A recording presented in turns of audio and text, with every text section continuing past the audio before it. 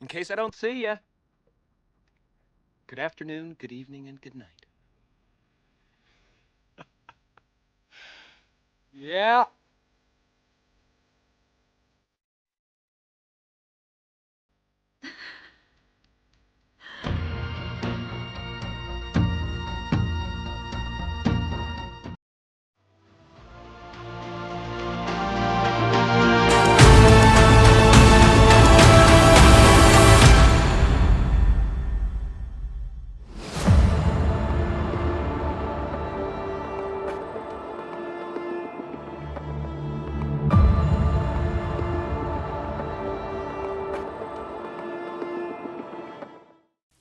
എന്തൊരു സിനിമയാണല്ലേ. 1998 Peter wear സംവിധാനം ചെയ്ത ദ ട്രൂമാൻ ഷോ എന്ന് പറഞ്ഞ സിനിമയാണ് നമ്മളിപ്പോൾ കണ്ടത്. സിനിമ ഇഷ്ടപ്പെട്ടായിരുന്നു? എനിക്ക് പേഴ്സണലി ഈ സിനിമ ഇഷ്ടപ്പെട്ടു.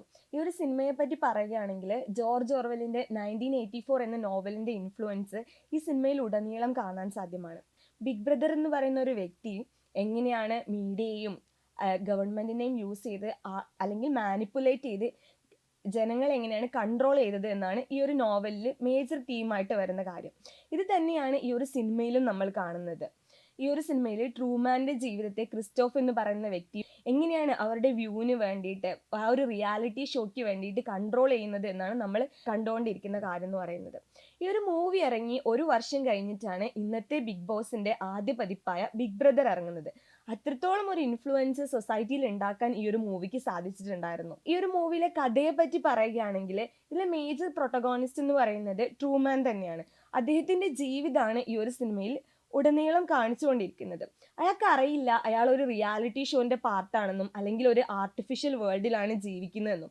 ഇയാൾക്ക് ഈ ഒരു ഹിൻഡ് കിട്ടുന്നത് 30ാം ബർത്ത്ഡേ സെലിബ്രേഷൻ്റെ സമയമാകുമ്പോഴാണ് ചെറിയൊരു ഹിൻഡ് കിട്ടുന്നത്. തൻ്റെ ചുറ്റുമുള്ള വേൾഡിന് എന്തൊക്കെയോ ഒരു പ്രശ്നമുണ്ട്, ഞാനൊരു റിയൽ വേൾഡിൻ്റെ പാർട്ടാണോ എന്നൊരു ക്വസ്റ്റ്യൻ വരുന്നത് ആ ഒരു സമയത്താണ്. അതുവരെ ഇയാളുടെ ജീവിതം ഇങ്ങനെ ജീവിച്ചുകൊണ്ടേ ഇരിക്കുന്നു. ഈ ഒരു ആവർത്തന വിരസത അയാളിൽ ചെറിയ മടുപ്പൊക്കെ ഉണ്ടാക്കുന്നുണ്ട്. പക്ഷെ എന്നാലും അയാൾക്ക് ഡൗട്ടൊന്നുമില്ല, എക്സിസ്റ്റൻസിനെ പറ്റി ഡൗട്ടൊന്നുമില്ല. പിന്നീട് ഡൗട്ട് ഉണ്ടാവുന്നു. ആ ഒരു ഡൗട്ട് വരുന്നത് എങ്ങനെയാണെന്ന് വെച്ചാൽ ഈ ഒരു ലൈറ്റ് പൊട്ടി വീഴുന്ന ഒരു സീനുണ്ട്. ആ ഒരു സീനിലാണ് ആദ്യത്തെ ഡൗട്ട് ക്രിയേറ്റ് ആവുന്നത്.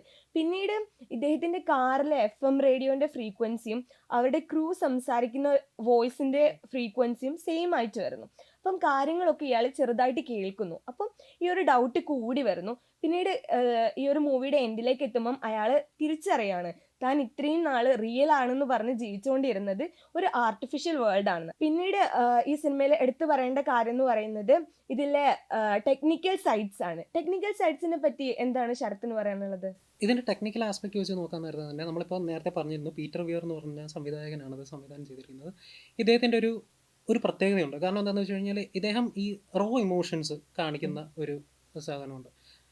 അത് നല്ല രസമാണ്. അതെന്താണെന്ന് വെച്ച് കഴിഞ്ഞാൽ ആദ്യം ഉണ്ടാകുന്ന ഈ ഒരു സൗണ്ട് സ്റ്റേജിൽ നിന്ന് ഇയാളുടെ ഈ റിയാലിറ്റി ഷോ എന്ന് പറയുന്ന ഇയാളുടെ ഒരു പരിസരത്ത് നിന്ന് ഇയാൾ നോക്കിക്കൊണ്ടിരിക്കുമ്പോൾ എല്ലാവരും ഒന്ന് ഇത്തിരി കാരിക്കേച്ചർ അല്ലെങ്കിൽ ഒരു കാർട്ടൂണിഷ് ആയിട്ടുള്ള കഥാപാത്രങ്ങൾ ഇയാളെ ഒരുപാട് ഇങ്ങനെ കണ്ടുപോകുന്നുണ്ട്. അത് കഴിഞ്ഞിട്ട് ഇതേ കഥയിലേക്ക് കടക്കാൻ നേരത്ത് ഇവരുടെ എല്ലാവരുടെയും വളരെ ബേസിക് ആയിട്ടുള്ള ഇമോഷൻസ് വെളിയിൽ വരും. അതായത് ഇയാളുടെ ചുറ്റുമുള്ള ആൾക്കാർക്ക് എല്ലാവർക്കും അറിയാം ഇതൊരു സൗണ്ട് സ്റ്റേജ് ആണെന്നും ഇതൊരു റിയാലിറ്റി TV ആണെന്നും. ഇത് അറിയാതെ നിൽക്കുന്ന ഒരാൾ ഈ പറയുന്ന ജിം ക്യാരിയുടെ കഥാപാത്രം മാത്രമാണെന്നുള്ളത്. അപ്പോൾ റോ ഇമോഷൻസിൻ്റെ ഒരു കളിയുണ്ട്. കാരണം എന്താണെന്ന് വെച്ച് കഴിഞ്ഞാൽ ഇത് മനസ്സിലാക്കപ്പെടുമ്പോഴും മനസ്സിലായി ഇതിനെങ്ങനെ ഇത് പ്രോസസ്സ് ചെയ്യാൻ എടുക്കുന്നതൊക്കെ വളരെ കൃത്യമായിട്ട് പീറ്റർ വെയർ, നമ്മുടെ പീറ്റർ ബിസോ എന്നാണ് ഇതിൻ്റെ സിനിമാറ്റോഗ്രാഫറിൻ്റെ പേര്, ഇദ്ദേഹത്തിനെ കൊണ്ട് ചെയ്തു വെച്ചിട്ടുണ്ട്. അതുപോലെ തന്നെ ഇതിനകത്ത് സിനിമാറ്റോഗ്രാഫിൻ്റെ കാര്യം പറയാനാണെങ്കിൽ തന്നെ ഇതൊരു സൗണ്ട് സ്റ്റേജ് ആണ്. ഇത് സൗണ്ട് സ്റ്റേജ് ആണ് റിവീൽ ചെയ്യുന്ന ഒരു സീനൊക്കെ ഉണ്ട്.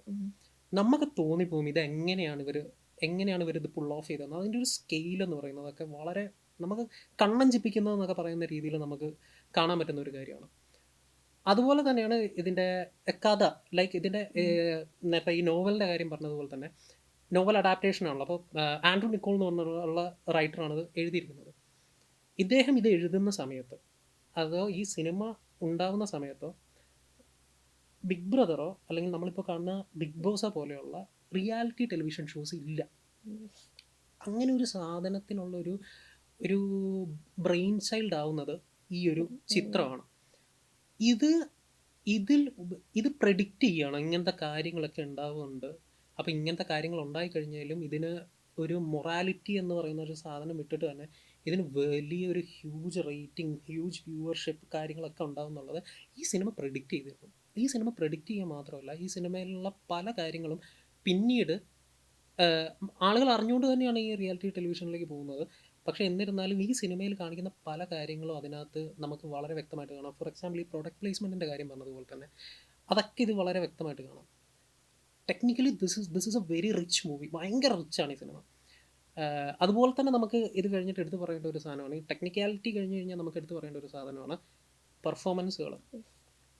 ജിം ക്യാരി അതുവരെ ഒരു കൊമീഡിക് ആക്ടർ, അതായത് എയ്സ് വെഞ്ചൂറ പെറ്റ് ഡിറ്റക്റ്റീവ് 1ഉം 2ഉം ഭാഗങ്ങളൊക്കെ അഭിനയിച്ചിട്ട് ഇദ്ദേഹത്തെ ഒട്ടും തന്നെ സീരിയസ് ആക്കി എടുക്കാതെ ഇദ്ദേഹം ഒരു കോമഡിക് ആക്ടർ. ഇദ്ദേഹത്തിൻ്റെ ഒരു പ്രത്യേകത എന്താണെന്ന് വെച്ച് കഴിഞ്ഞാൽ ഇദ്ദേഹം വളരെ മെക്കാനിക്കലൊക്കെ ആയിട്ട് മൂവ് ചെയ്യും. അപ്പോൾ അതൊക്കെയാണ് ഈ നാട്ടിലത്തെ ആൾക്കാർ, നമ്മൾ ഒരു ഇൻ്റർനാഷണൽ ഓഡിയൻസ് ഒക്കെ കണ്ടിരിക്കുന്നത് എന്താണെന്ന് വെച്ച് കഴിഞ്ഞാൽ വളരെ ഗൂഫി ആയിട്ടുള്ള, ഒട്ടും സീരിയസ് അല്ലാത്ത, ആളുകളെ ചിരിപ്പിക്കാൻ എന്തും ചെയ്യുന്ന സ്റ്റാൻഡപ്പ് കോമഡിയിൽ നിന്നാണല്ലോ ഇദ്ദേഹത്തിൻ്റെ വരവ്. ആളുകളെ ചിരിപ്പിക്കാനൊക്കെ ഒരു വളരെ സ്വതസിദ്ധമായ കഴിവുള്ളൊരു മനുഷ്യൻ ആണ്, അല്ലെങ്കിൽ ഒരു നടനാണ്. ഇദ്ദേഹത്തിന് ഒരു സീരിയസ് ആക്ടർ എന്ന നിലയിൽ ഒരു വ്യൂവറും കണ്ടിരുന്നില്ല ഈ സിനിമ ഇറങ്ങുന്നത് വരെ.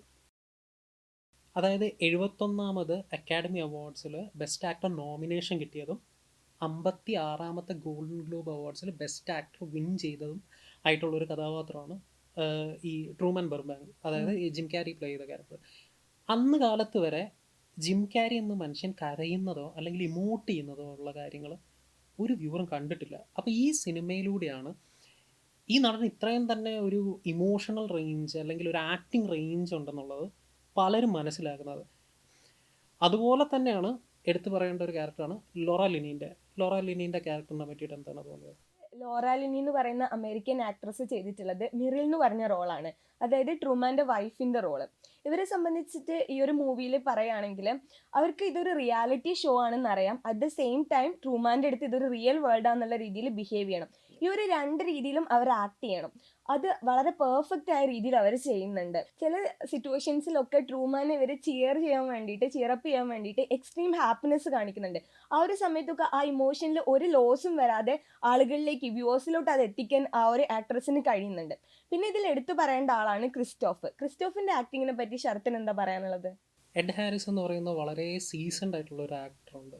അദ്ദേഹത്തിൻ്റെ പ്രത്യേകത എന്താണെന്ന് വെച്ച് കഴിഞ്ഞാൽ ഏറ്റവും കൂടുതൽ ആ കാലഘട്ടത്തിൽ ഏറ്റവും കൂടുതൽ സപ്പോർട്ടിങ് ആക്ടർ ആയിട്ടുള്ള ഈ അഭിനയത്തിന് നോമിനേഷൻസ് ഒരുപാട് വന്നിട്ടുള്ളത് ഇദ്ദേഹമാണ്.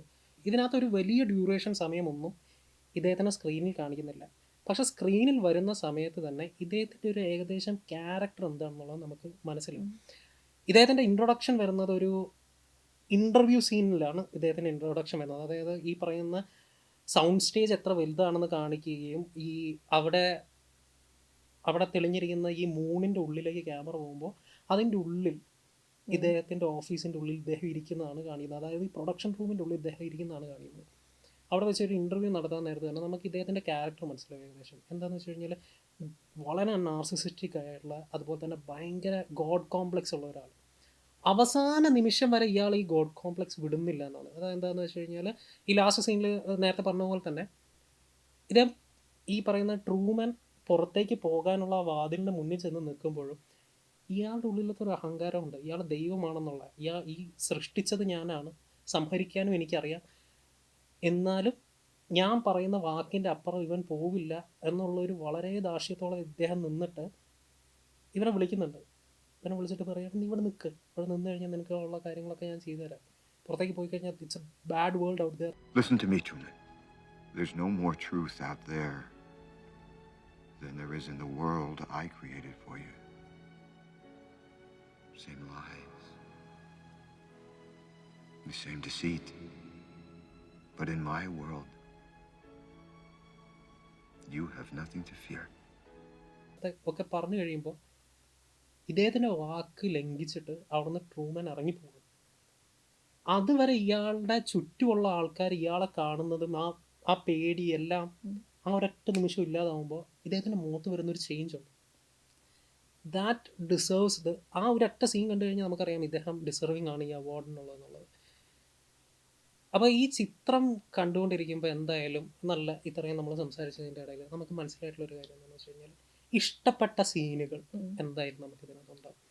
അനുസരിച്ച് ഇതിനകത്ത് ഇഷ്ടപ്പെട്ട സീൻ ഏതാണ്? ഇപ്പൊ ശരത്ത് പറഞ്ഞ് അവസാനിപ്പിച്ച സീൻ തന്നെയാണ് എൻ്റെ ഫേവറേറ്റ് സീനായിട്ട് വരുന്നത്. അതായത് ട്രൂമാൻ അവിടുന്ന് വാക്കൗട്ട് ചെയ്ത് പുറത്തു പോകുന്നുണ്ട്, ക്രിസ്റ്റോഫ് വോൺ ചെയ്താലും അവിടുന്ന് പുറത്തു പോകുന്നുണ്ട്. ആ ഒരു സീനാണ് എൻ്റെ പേഴ്സണൽ ഫേവറേറ്റ്. ഇതിൽ ക്രിസ്റ്റോഫ് ഇപ്പൊ പറഞ്ഞതുപോലെ തന്നെ ഗോഡിനെ പോലെയാണ് ബിഹേവ് ചെയ്യുന്നത്. അതായത് ആ ഒരു വെർച്വൽ വേൾഡിൽ താനാണ് ഗോഡ് എന്നുള്ള ആ ഒരു കോൺസെപ്റ്റിലാണ് അയാളുടെ ആക്ഷൻസും വേർഡ്സ് ആണെങ്കിലും എല്ലാം ആ ഒരു രീതിക്കാണ് പോകുന്നത്.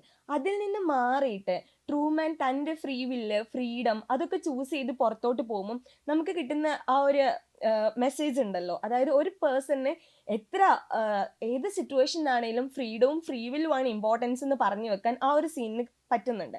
അതാണ് എൻ്റെ പേഴ്സണൽ ഫേവറേറ്റ് ആയിട്ടുള്ള സീൻ എന്ന് പറയുന്നത്. ശരത്തിൻ്റെ ഫേവറേറ്റ് ആയിട്ടുള്ള സീൻ എന്താ? എനിക്കിതിനകത്ത് 2 സീനാണ് എടുത്തു പറയേണ്ടത്. അത് ഒരെണ്ണം ഒരു ആക്ടിങ് മാസ്റ്റർ ക്ലാസ് എന്നുള്ളൊരു വിഭാഗത്തിൽ പെടുത്തുകയും ഒരെണ്ണം കുറേ കൂടെ രസമുള്ളൊരു സീനാണ്. അതെന്താണെന്ന് വെച്ച് കഴിഞ്ഞാൽ ഇയാളുടെ എല്ലാം ചുറ്റുമുള്ളതെല്ലാം ഭയങ്കര കൺഫ്യൂഷനിൽ നിന്ന് ഇയാൾക്ക് എന്ത് ചെയ്യണമെന്ന് അറിയാതെ ഈ കഥാപാത്രം ഒരു ബീച്ചിൽ പോയിരിക്കാൻ നേരത്ത് ഒരു സ്പോട്ട് ലൈറ്റ് പോലെ ഇയാളുടെ തലയ്ക്ക് മുകളിൽ മാത്രം മഴ പെയ്യും. അപ്പോൾ ഈ മഴ പെയ്തുകൊണ്ടിരിക്കാൻ നേരത്ത് ഈ ക്യാരക്ടർ അങ്ങോട്ടും ഇങ്ങോട്ടൊക്കെ നീങ്ങാൻ നേരത്ത് ഇയാളുടെ തലയിൽ തന്നെ വീണ്ടും വീണ്ടും ഈ മഴ ഇങ്ങനെ പെയ്തുകൊണ്ടിരിക്കും. അതുകൊണ്ട് അത് മീൻ ചെയ്യുന്നൊരു സാധനം എന്താണെന്ന് വെച്ച് കഴിഞ്ഞാൽ ഒരു ഇമോഷണൽ വളരെ പുറത്തുള്ള ആളുകൾക്കറിയാം ഇയാളെ എന്തൊരു, കാരണം ഇതൊരു റിയാലിറ്റി ഷോ ആയതുകൊണ്ട് തന്നെ പുറത്തുള്ള ആളുകൾക്കറിയാം ഇദ്ദേഹം എന്തൊരു തരത്തിലുള്ള ഇമോഷണൽ സ്റ്റേറ്റിലാണ് നിൽക്കുന്നത്. അപ്പോൾ അവിടെ ഒരു മഴയും കൂടെ പെയ്തു കഴിഞ്ഞാൽ അയാളുടെ ഇമോഷനിൽ എന്തെങ്കിലും മാറ്റം ഉണ്ടാവുമോ, അല്ലെങ്കിൽ അത് ആംപ്ലിഫൈ ചെയ്യുമോ, അത് എനിക്ക് പ്രേക്ഷകരെ കാണിക്കാൻ പറ്റുമോ എന്നുള്ളൊരു കോർപ്പറേറ്റ് ഗ്രീഡുണ്ട് ആ ഒരു സീനിൻ്റെ പിന്നിൽ. അത് നല്ല രസമുള്ളൊരു സാധനം. അത് ഷൂട്ട് ചെയ്തിരിക്കുന്നതും വളരെ രസമായിട്ടുള്ളൊരു സീനാണ്. പിന്നെ രണ്ടാമത് ഈ ആക്ടിങ് മാസ്റ്റർ ക്ലാസ് എന്ന് പറഞ്ഞതിൻ്റെ പ്രത്യേകത എന്താണെന്ന് വെച്ച് കഴിഞ്ഞാൽ നേരത്തെ പറഞ്ഞ ഈ ലോറലിനീൻ്റെ കാര്യം പറഞ്ഞപ്പോൾ അതിനകത്ത് കത്തി വെച്ച് പേടിപ്പിക്കുന്ന ആ സീനുണ്ടെന്ന് പറഞ്ഞല്ലോ. ആ സീനിൽ ജിം ക്യാരി കത്തിയെടുത്ത് നീട്ടാൻ നേരത്ത് ഇവർ പേടിച്ച് വിറയ്ക്കും. ഇവർ ആ പേടിച്ച് വിറയ്ക്കുന്നതിൻ്റെ കൂടെ തന്നെ ഒരു പ്രൊഡക്റ്റ് പ്ലേസ്മെന്റ് നടത്തുന്നുണ്ട്. That's not true.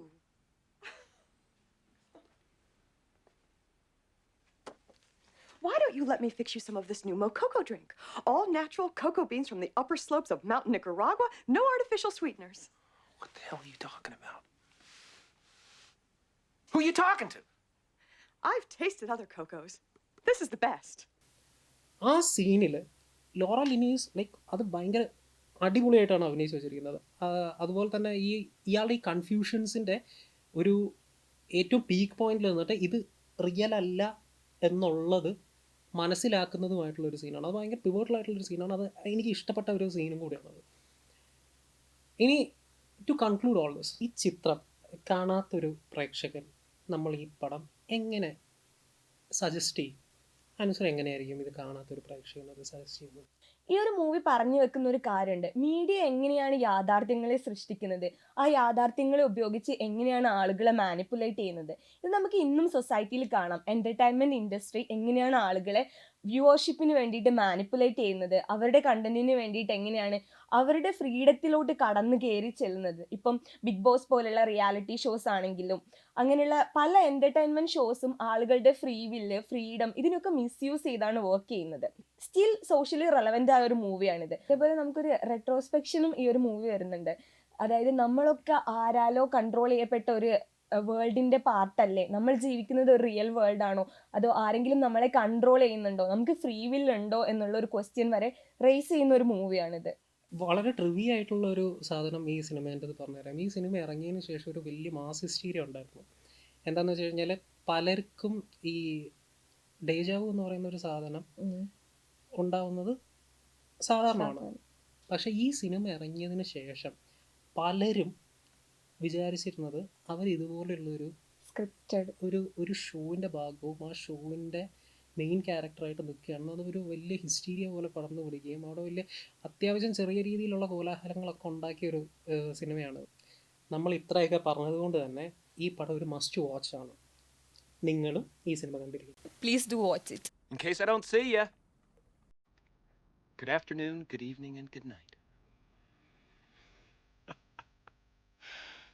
Yeah.